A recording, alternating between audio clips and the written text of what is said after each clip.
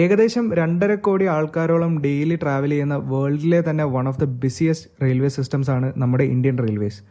അതുകൊണ്ട് തന്നെ Indian railways നേരിടുന്ന ഏറ്റവും വലിയൊരു പ്രശ്നമാണ് ആൾക്കാർ ടിക്കറ്റ് ഇല്ലാണ്ട് യാത്ര ചെയ്യുന്നത്. സത്യം പറഞ്ഞാൽ പാസഞ്ചർ ട്രെയിനിലും മറ്റും ടിക്കറ്റ് ഇല്ലാണ്ട് ഒരു വട്ടമെങ്കിലും നമ്മളിൽ പലരും ട്രാവൽ ചെയ്തിട്ടുണ്ടാവും. ഇങ്ങനെ ടിക്കറ്റ് ഇല്ലാണ്ട് യാത്ര ചെയ്യുന്നത് കൊണ്ട് തന്നെ റെയിൽവേസിന് കോടികളുടെ നഷ്ടമാണ് ഓരോ വർഷവും ഉണ്ടാകുന്നത്. ഇതിനെപ്പറ്റിയുള്ള ഒരു അവയർനെസ് ആയിട്ടാണ് Indian railways railway tickets lottery tickets ആക്കി മാറ്റി ഒരു ക്യാമ്പയിൻ നടത്തിയത്. വെൽക്കം ടു എപ്പിസോഡ് 2 ഓഫ് അടിപൊളി മാർക്കറ്റിംഗ് ക്യാമ്പയിൻസ്. FCB ഇന്ത്യ എന്ന മാർക്കറ്റിംഗ് ഏജൻസിയായി കൊളാബറേറ്റ് ചെയ്താണ് ഇന്ത്യൻ റെയിൽവേസ് ലക്കി യാത്ര എന്ന ഈ ക്യാമ്പയിൻ പുറത്തിറക്കിയത്. ഈ ക്യാമ്പയിൻ്റെ കോൺസെപ്റ്റ് വളരെ സിമ്പിളായിരുന്നു. ഇന്ത്യയിൽ ഏകദേശം ഒരു വർഷം 3000 കോടി രൂപയുടെ ലോട്ടറികളാണ് വിറ്റുപോകുന്നത്. കടയിൽ പോയി വാങ്ങുന്ന ലോട്ടറികൾ പോലെ തന്നെ നിങ്ങളൊരു ട്രെയിൻ യാത്രികനാണെങ്കിൽ നിങ്ങളുടെ കയ്യിലിരിക്കുന്ന ട്രെയിൻ ടിക്കറ്റ് ക്യാഷ് പ്രൈസസ് നൽകുന്ന ഒരു ലോട്ടറി ടിക്കറ്റ് ആയിരുന്നു.